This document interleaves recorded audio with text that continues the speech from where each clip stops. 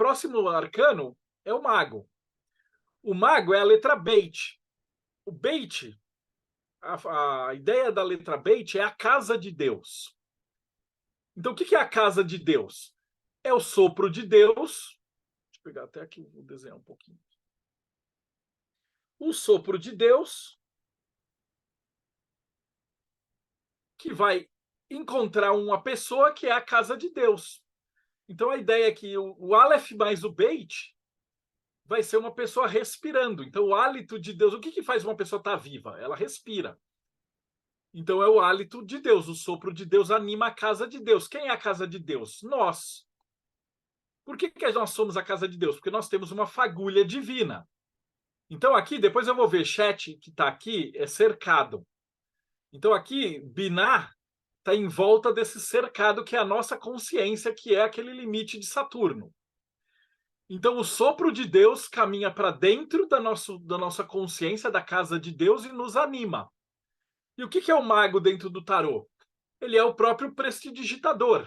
Ele é o cara da consciência de Deus. Ele é o cara que fala assim, ó, tudo que está em cima é semelhante àquilo que está embaixo. Ele é o cara que domina os 4 elementos da Terra. E ele é o cara que é representado aqui por Mercúrio. E Mercúrio, a gente vai ver, todas essas correspondências, elas conversam entre si. Mercúrio é justamente o mensageiro dos deuses. Ou seja, ele é o humano que vai carregar a essência divina e ele vai conversar com a divindade. Então, inclusive, tem muitos que dizem que o mago, na verdade, ele é o próprio louco. O mago e o louco, eles são o mesmo personagem.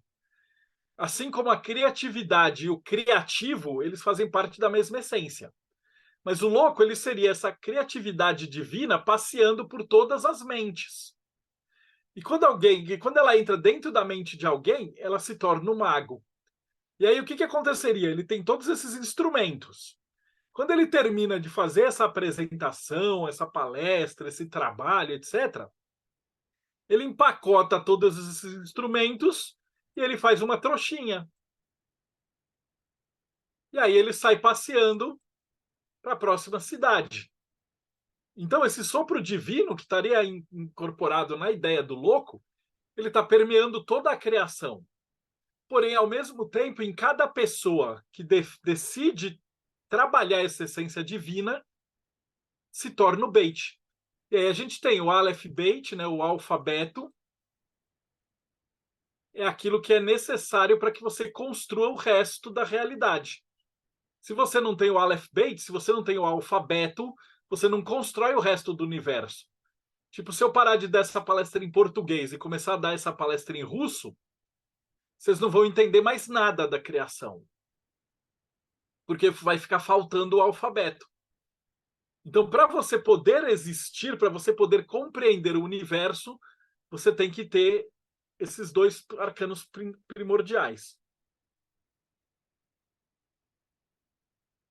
E é muito engraçado porque eles vão fazer uns parzinhos aqui depois, né? Então, o mago ele vai fazer o par com a alta sacerdotisa. E ela está aqui. E aí você vê umas explicações também no mago, que fala que o mago é o Aleph, porque na verdade o braço está para cima e o outro braço está para baixo. E aí parece aqui a letra, mas não parece, né? Porque ele está com essa mão para cima e essa para baixo. Então a hora que você vê é uma forçação de barra. A mão do mago que está para cima e está para baixo não bate com a letra, com a mãozinha que está para cima e a mãozinha que está para baixo do Aleph. Não, eu já escutei inúmeras histórias, mas basicamente acho que é só uma facilidade para você encaixar um com um.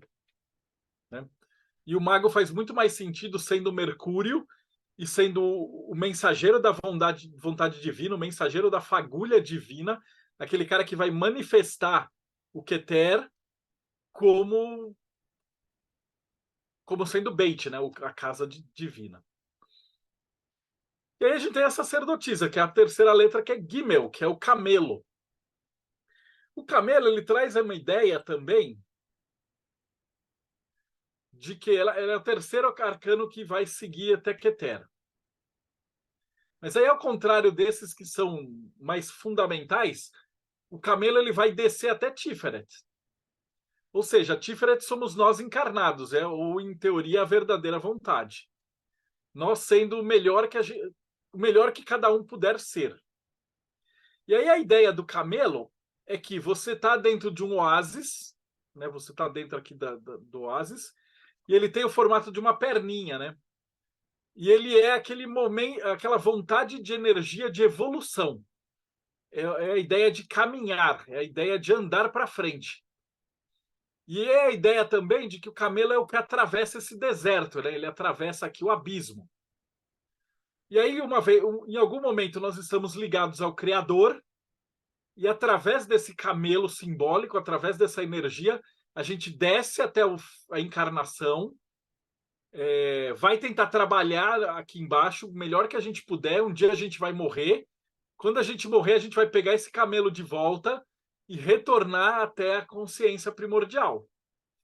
E aí, em paralelo ao judeu no deserto, ele pegava o camelo, ele ia de um mercado para o outro, e ele vendia especiarias, pegava dinheiro, comprava comida, comprava especiarias, etc. E quando ele voltava para a vila, ele voltava com uma série de experiências, com uma série de objetos, ele voltava melhor do que ele saía. Ele trazia todo esse conhecimento, essa bagagem para dentro, que no fundo é o que a gente está fazendo, né? A gente está dando um mergulho aqui como o universo está se conhecendo, e algum dia a gente vai voltar para ele. E aí a gente vê os símbolos aqui, né? O que é a sacerdotisa? É uma mulher que ela tem aqui a Torá na mão, e ela está nas colunas do templo, que são as duas colunas. Inclusive, se você pegar o do Crowley, ele tem tudo desenhadinho mesmo. E aqui atrás você tem um véu, que é justamente esse véu. Então, a sacerdotisa está sentada aqui. E olha só, o Waite, ele ainda estava sob juramento, mas você vê como ele quer quebrar os juramentos, que ele faz uns desenhos pilantrão, malandrão atrás. É o Daat aqui, ó, aqui outro. Ele faz uma árvore da vida escondidona aqui, ó. Tiferete aqui no meio. Aqui. Então, ó, você vê, ele deu uma escondida. Então ele está dizendo aqui que a sacerdotisa, ela é quem vai fazer essa passagem, quem vai permitir que você tire o véu de Ísis e você retorne para onde você veio.